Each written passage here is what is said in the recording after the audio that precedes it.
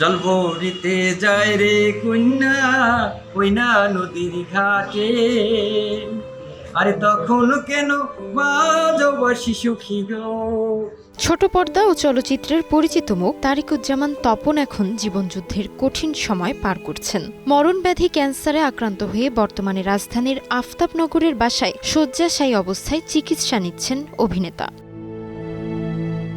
অভিনেতার স্ত্রী সাবিনা হেলেন জানান, গেল বছরের ডিসেম্বরে তপনের খাদ্যনালীর ক্যান্সার ধরা পড়ে। পরে চিকিৎসকেরা জানান রোগটি ইতোমধ্যে চতুর্থ পর্যায়ে পৌঁছে গেছে। এখন পর্যন্ত তাকে 3টি কেমোথেরাপি দেওয়া হয়েছে।